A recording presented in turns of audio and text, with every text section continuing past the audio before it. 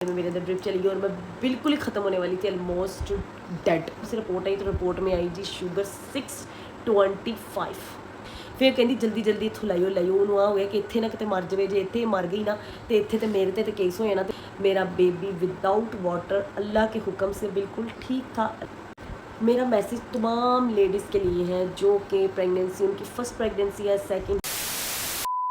Hello, assalamu alaikum, my YouTube family. This is Nidamin and my channel name is Nidamin Vlogs.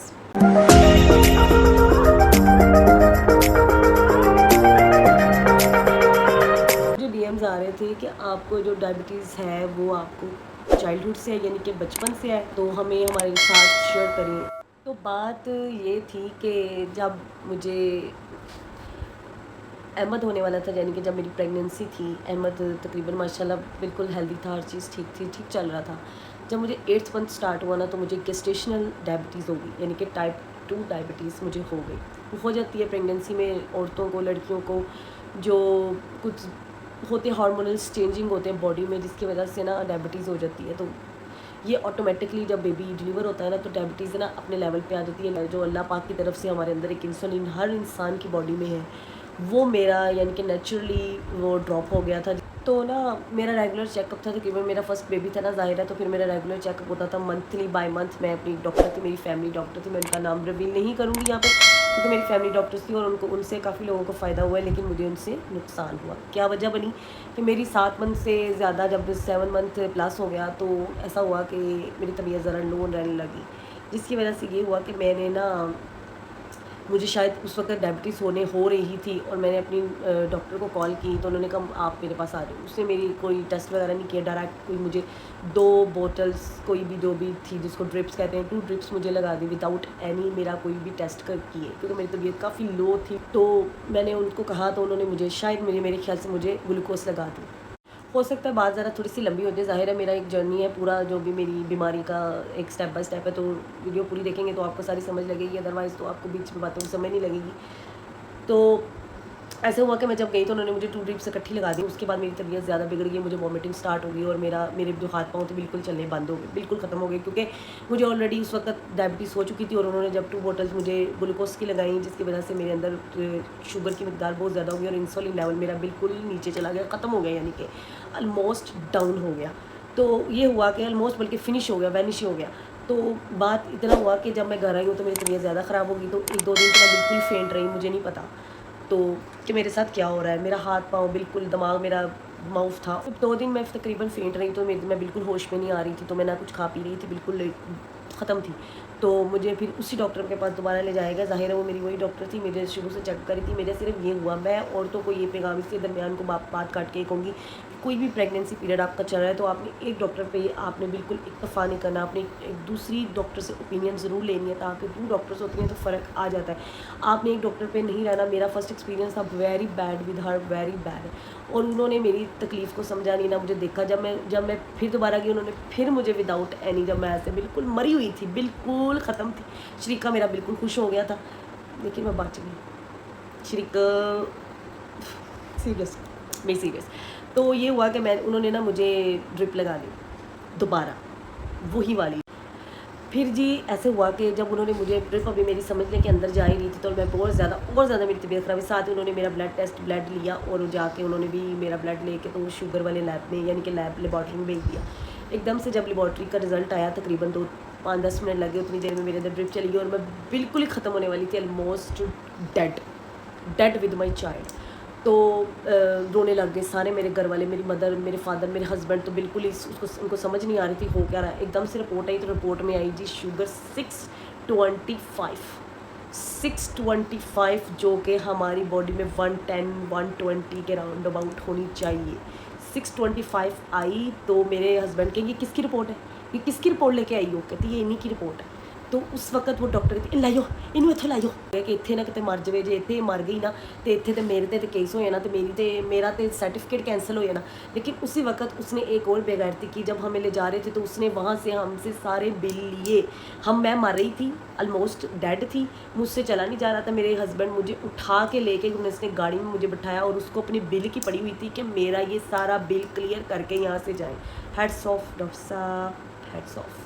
फिर जी उसने सारे bill माशाल्लाह सारे हमसे लिए, जो कि मेरे फादर ने पे किए। मेरे हस्बैंड मुझे उठा के गाड़ी में ले जाके, तो वही उसका हस्बैंड भी था, वो भी उसने यानी कि डॉक्टर का, जो मेरी डॉक्टर थी गायनाकोलॉजिस्ट, उसने फौरी किसी डॉक्टर हॉस्पिटल का बताया जहाँ पे वो था यासिन मेमोरियल, वहाँ पे डॉक्टर थे खालिद मुस्तफ़ा, उनका नाम मैं ज़रूर लूँगी। ज़ाहिर है वो डॉक्टर बड़े अच्छे मसीहा डॉक्टर मेरे लिए तो अच्छे साबित हो। उनके पास फौरी हमें लेके गए। जब उस वक्त गए तो उनको रिपोर्ट दिखाई, उन्होंने कहा इनको फौरी आप नेशनल हॉस्पिटल के ICU में इसको दाखिल करवा दें। मुझे वहाँ पे ले जाया गया, मुझे लिटा दिया गया। मेरे अंदर से वाटर का एक कतरा नहीं था, एक मेरा वाटर पैड बिल्कुल ख़त्म। मेरा बेबी विदाउट वाटर अल्लाह के हुक्म से बिल्कुल ठीक था। अल्लाह पाक की देन है, अल्लाह पाक जिसको रखे उसको कोई भी नहीं चख सकता। फिर जी उसके बाद वहाँ पे मैं फेंट हूँ, मुझे कोई नहीं पता, मुझे कोई नहीं पता दुनिया कहाँ बस रही है। मेरा सिर्फ दिमाग थोड़ा सा चल रहा है और मैं आहिस्ता आहिस्ता पीछे को जा रही हूँ, यानी कि मैं डैड की तरफ जा रही हूँ और सारे ये रो रहे हैं, मुझे आवाज़ें आ रही हैं, लेकिन मेरे किसी भी अज़ा में इतनी ताकत नहीं थी कि मैं आँख खोलूँ या ऐसे करूँ या हाथ हिलाऊँ या पाँव हिलाऊँ। मैं कुछ भी नहीं मूव कर सकती थी, मैं डेड थी। सिर्फ एक मेरा माइंड थोड़ा सा, मुझे आवाज़ थी, जो आवाज़ें आ रही थी रोने की, बातों की, कि इन्हों पता नहीं की हो गया, इन्हें हुन बचना नहीं। मुझे अपने मदर की मुसलसल रोने की आवाज़ें आ रही थी, जो वो कह रही थी कि ये जा रही है, ये अब नहीं बचेगी, इसने अब नहीं बचना, इसको पता नहीं क्या हो गया। फिर उसके बाद ये हुआ कि मुझे वहाँ पे पानी की 4 बोतलें डायरेक्ट लगी, क्योंकि मेरे अंदर पानी फिनिश था, मेरा जिस्म सुन था, ज़ीरो था, मैं ज़ीरो थी। फिर जी वो मुझे बोतलें पे बोतलें लगी, पता नहीं कितनी पानी की बोतलें उन्होंने मुझे लगाई, क्योंकि पानी ही लगाया उन्होंने, पानी ही ख़त्म था मेरे अंदर। और उस वक्त तो मैं लग भी नहीं रही थी कि मैं 8 मंथ प्रेग्नेंट हूँ, कि इतना मेरा जिस्म सूख गया था, बिल्कुल मैं ड्राई हो गई थी। मेरा फेस, मेरी हर चीज़, मेरी स्किन, मेरे टिश्यूज़ ड्राई। तो फिर ये था कि उन्होंने 2 दिन बाद फिर मुझे होश आया, ज़िंदगी थी। 2 दिन बाद मुझे होश आया तो मैंने खाने के लिए मांगा, उसमें मुझे ड्रिप्स पे ड्रिप लगी गई, जो भी मेरा जो भी होता रहा। फिर जी मेरी तो मुझे होश थोड़ी सी आई, तकरीबन सुबह के 4 बजे थे, मेरे हस्बैंड मेरे पास ही बैठे थे, मैंने उनको आवाज़ दी तो ऐसे एकदम से उठे, नीता हाँ खुल गई, नीता होश आ गई। मैंने कहा हाँ मुझे भूख लगी। उस वक्त मैंने पता नहीं अब क्या खाया था, चाय शाय कोई पी होगी। उस वक्त मैंने कहा मुझे भूख लगी, तो बड़े खुश हुए कि इसने कुछ मांगा है खाने को। लेकिन उसके बाद जी फिर उन्होंने मुझे कहा कि आपका अल्ट्रासाउंड वगैरह होगा, ज़ाहिर है तो बेबी ठीक है। तो बेबी जब मुझे अल्ट्रासाउंड मेरा किया गया तो बेबी आउट ऑफ वाटर था, यानी कि इतनी की पानी की बोतलें लगी थी कि पानी इतना ज़्यादा पेट में आ गया था कि अब वो कैसे रिलीज़ होना था, वो आहिस्ता आहिस्ता रिलीज़ होना था। वो फिर मुझे पूरे 9 मंथ मुझे उसके थ्रू, यूरिन के थ्रू वो रिलीज़ हुआ। जो भी जितना भी वो निकलना था उतना निकल गया, जितना चाहिए था उतना मेरे अंदर वाटर बैग में वो था, और मैं ठीक थी। आगे 2-3 दिन बाद मैं घर आ, फिर उसके बाद गेस्ट उन्होंने कहा कि आप ना गायनोकोलॉजिस्ट किसी के पास और चले गए। फिर मैं गई मिशन हॉस्पिटल, वो जी वहाँ पे डॉक्टर थी तैयबा अज़ीम, डॉक्टर तैयबा अज़ीम थी, बड़ी अच्छी उनके साथ मेरा मतलब कि एक्सपीरियंस रहा। उन्होंने फुल मुझे ऑब्जर्वेशन में रखा, हर चीज़ मेरी। फिर उन्होंने मुझे वहीं पे रख लिया, तो मेरी शुगर कंट्रोल की। 7 डेज़ में वहाँ पे रही मिशन हॉस्पिटल में। मुझे सुबह शाम इंसुलिन लगती थी, उसके साथ मुझे जो भी उन्होंने मेरे साथ डेली 3 टाइम्स मेरी चेक होती थी डायबिटीज़, और मुझे इंसुलिन लगती थी, साथ खाना शाना जो भी चीज़ें। मैं 7 दिन, फिर मैं घर आ गई 7 दिन के बाद। फिर मैं इंसुलिन खुद लगाती रही, मेरी मदर थी वो लगाती रही। तो पेट में जब मैं लगाती थी इंसुलिन तो मुझे जलन होती थी बहुत ज़्यादा, फिर मैं उसमें लगाती रही बाजू में। उन्होंने कहा फिर आप मसल में लगा लो, ठीक है। फिर मैं मसल्स में लगाती रही, तो वो टाइम ऐसे गुजरा। फिर डिलीवरी का टाइम आ गया, 38 वीक्स पे कहते डिलीवरी होनी, क्योंकि बॉय था, बेबी बॉय था, अहमद था।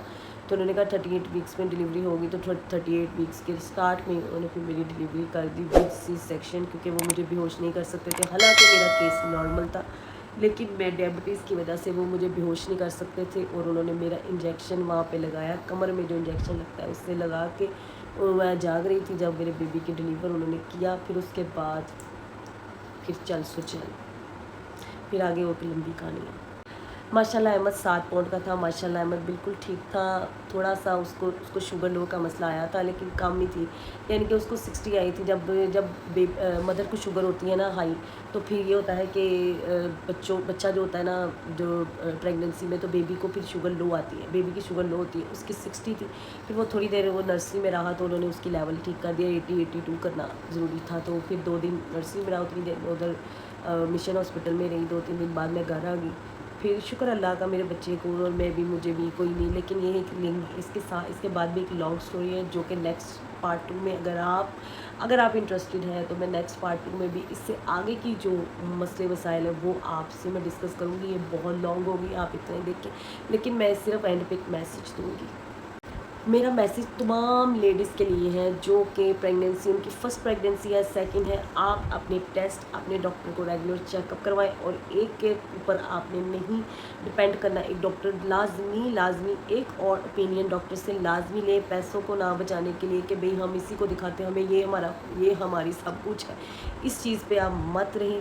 लाजमी आप दूसरी से ओपिनियन लें और अपने चेकअप, अपना शुगर, अपना ब्लड प्रेशर को लाजमी चेकअप करें, क्योंकि अब बहुत कॉम्प्लिकेशन आ गई हैं, बहुत ज़्यादा बच्चे पैदा करने बहुत टफ़ हो गए हैं। इसलिए मेरी तमाम लेडीज़ के अपना ख्याल रखें, जिन अल्लाह पाक सब की गोद हरी करे, सब बच्चियों को जिनकी नहीं औलाद हुई अल्लाह पाक सबको साहिब औलाद करे, सबको इस रमज़ान के सदक़े सबको बच्चे अता करें। अभी ये मैंने आपको बहुत शॉर्ट सी स्टोरी सुनाई है। ये अभी इसके बाद भी मुझे कॉम्प्लिकेशन आई थी कि डायबिटीज़ मेरी रह गई थी, ठीक है।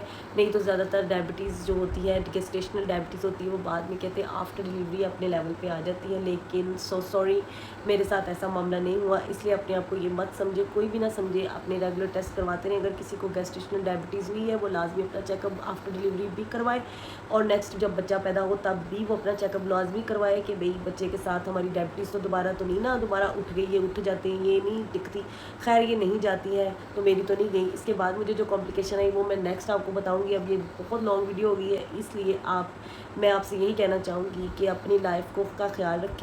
नेक्स्ट व्लॉग में मुलाकात होगी। चैनल को सब्सक्राइब करें, लाइक करें, कमेंट करें। Next vlog, bye.